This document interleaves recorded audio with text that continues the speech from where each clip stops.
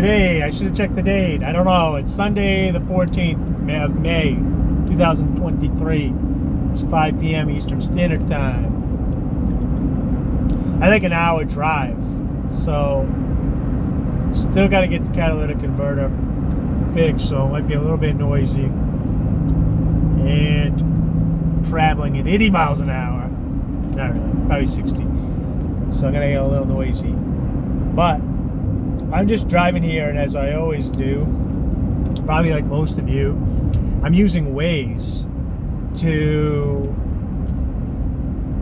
navigate where I'm going, and all the information is crowdsourced. So I was just thinking about, I don't know if it's still going around, but the old Libertarian meme, Muh Roads, M-U-H, Muh Roads. And I was thinking about, I saw a message on my phone. It said there's a roadkill up ahead. So I slowed down, and sure enough, unfortunately, an animal met its demise in the road, but I was able to avoid it. And you'll get all sorts of avoidance messages. I'm entering Keene, New Hampshire. If you see me, give me a shout out. But it's crowdsourced information. And it tells you all sorts of stuff. It tells you somebody's on the side of the road, so you can be careful not to hit them if there's a car pulled over. It tells you about objects in the road, fog, rain, debris, all sorts of helpful things. One thing it also has is it tells you when there's a police trap, so you don't get caught for speeding, so you can slow down. And Google has since bought Waze. I believe Waze is an Israeli company, and Google bought it. And the Google data is crowdsourced from individuals on the Waze app, and the Waze app is owned by Google, vice versa. But they didn't shut it down because they want the data to bring over. Oh, and traffic reports, you can, real-time traffic reports, real-time everything. Puddles, debris, potholes, fog, you name it. And what's really interesting from what I remember about it is when it first came out, the police were upset.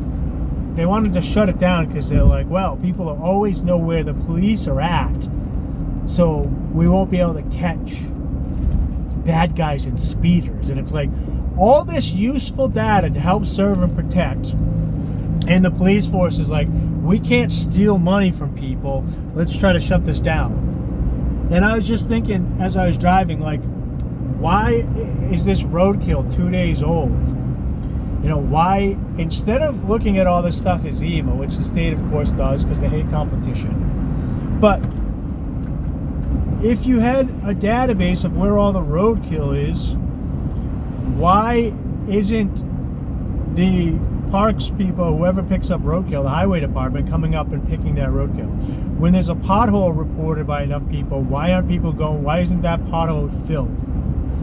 If there's a car pulled over or an accident, the police could be on it right away and travel to that. They would get up-to-date data to help the community.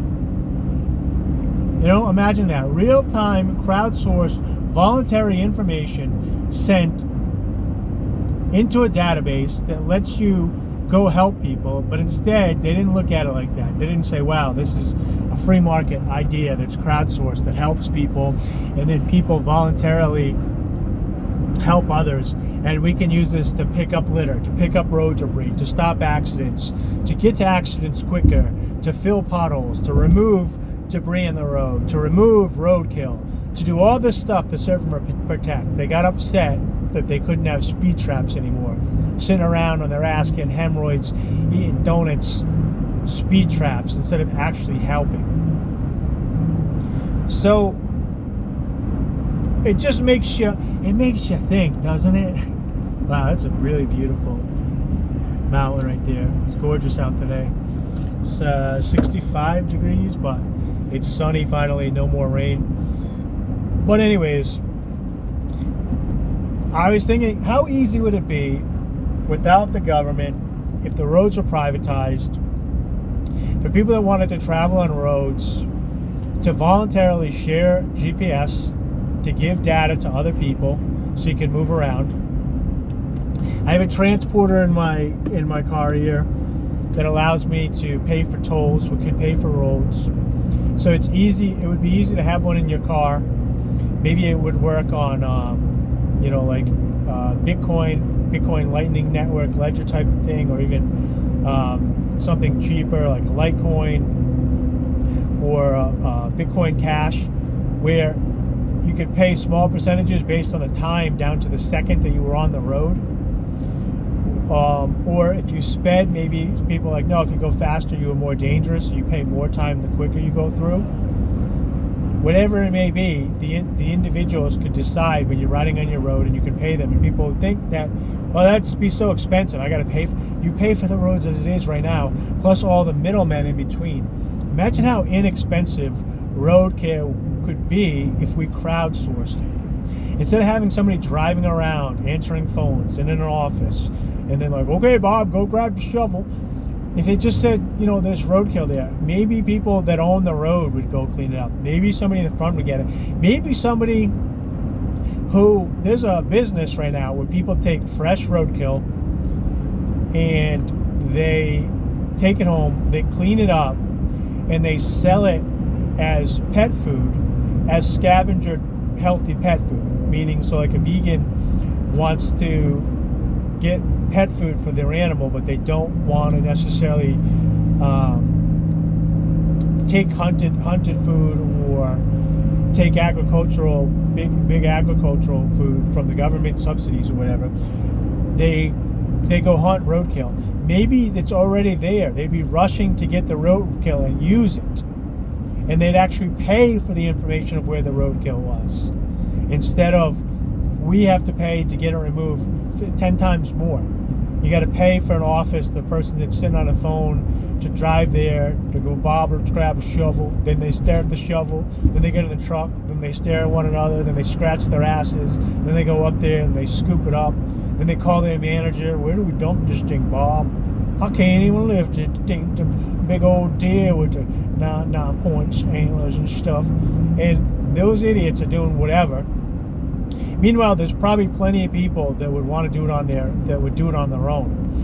What if somebody dropped like wood on the thing, or something that was useful to somebody else? Somebody could go pick it up. They could crowdsource data of where this stuff was with one another and share it. And where it stands right now is the government is years behind. I mean, there's the old joke too that the school systems have been around for over 100 years, and if you're lucky, the only thing that's changed is the blackboard is now a whiteboard, and they just don't catch up to technology. I mean, have you been to a meeting? Do you run a business? Do you educate employees, whatever? If you ever done that, it can all easily be digitized.